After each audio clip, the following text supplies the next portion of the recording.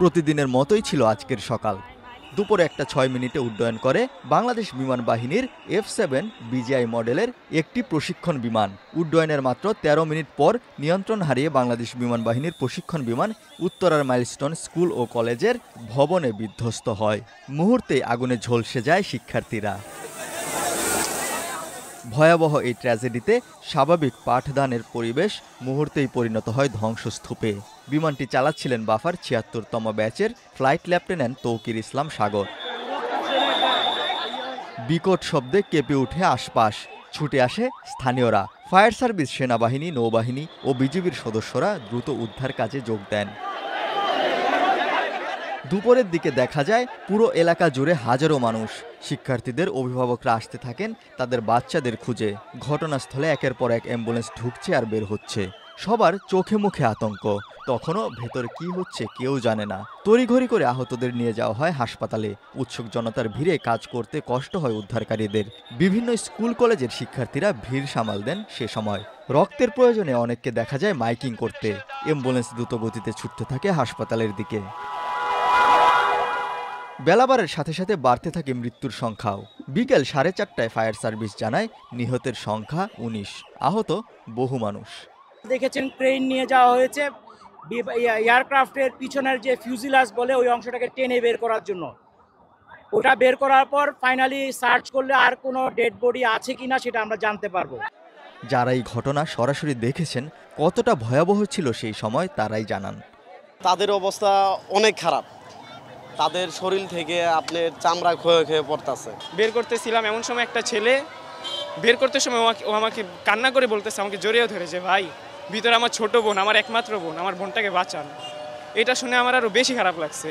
যা এদিকে যে খালি মানুষ এই যে চামড়া পুড়ে গেছে আমরা দেখছি। তারপরে অনেক বাচ্চাদের লাশের ছিটা পুড়ে রয়েছে। বিকেল গড়িয়ে সন্ধ্যা, তখনও একের পর এক অ্যাম্বুলেন্স, ফায়ার সার্ভিসের গাড়ি ঢুকছে বের হচ্ছে। সাধারণ মানুষ কাউকে ঢুকতে দেওয়া হচ্ছিল না ভেতরে। ঘটনাস্থলের ওই ভবনের সামনে দেখা যায় বিধ্বস্ত বিমানটিকে উদ্ধার করা হচ্ছে। ছড়িয়ে ছিটিয়ে পড়া বিমানের অংশগুলো তোলা হয় গাড়িতে। তখন পর্যন্ত আইএসপিআরের এক বিজ্ঞপ্তিতে বলা হয় নিহতের সংখ্যা বেড়ে 20 হয়েছে। এছাড়াও বিভিন্ন হাসপাতালে প্রায় 171 জন চিকিৎসাধীন রয়েছেন। ওই এলাকায় তখনও মাইলস্টোন স্কুল ও কলেজের কিছু শিক্ষার্থীরা অবস্থান করছিলেন। তখনও তারা মনে করছিলেন সেই ভয়াবহ সময়ের কথা। যা দেখি কি কয়েকটা লাশ আর্মিরা নিয়ে আসছে, 3-4টা লাশ মাটিতে পড়েছিল।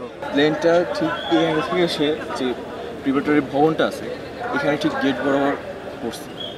তো পড়ার সময় এখানে যারা যারা ছিল তারা তো অলরেডি ধাক্কা খেয়ে পড়ে মারা গেছে।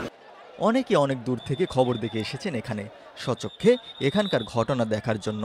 এই ভয়াবহ দুর্ঘটনায় বাচ্চাদের নিরাপত্তা নিয়েও প্রশ্ন তোলেন কেউ কেউ। We need to keep our children safe, our people safe. এই জন্য পাবলিক সেফটি খুব ইম্পর্ট্যান্ট একটা মিনিস্ট্রি। এটা হলে তাহলে মানুষের সেফটির জন্য মানুষ কাজ করবে। ওই যে প্লেন উঠতেছে না, এটা যখন পড়ে যায় আমি আর কি, এটাই তো হয়েছে রাইট।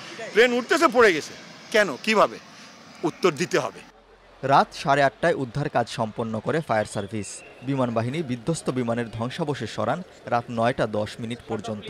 বর্তমানে মাইলস্টোন স্কুল ও কলেজ ক্যাম্পাসের বিধ্বস্ত ভবনটি ক্রাইম সিন হিসেবে চিহ্নিত করে প্রবেশাধিকার নিষেধ করা হয়েছে। 22 জুলাই রাত 2টা পর্যন্ত মাইলস্টোন স্কুল অ্যান্ড কলেজে বিমান বিধ্বস্ত হয়ে মৃত্যু হয়েছে 22 জনের।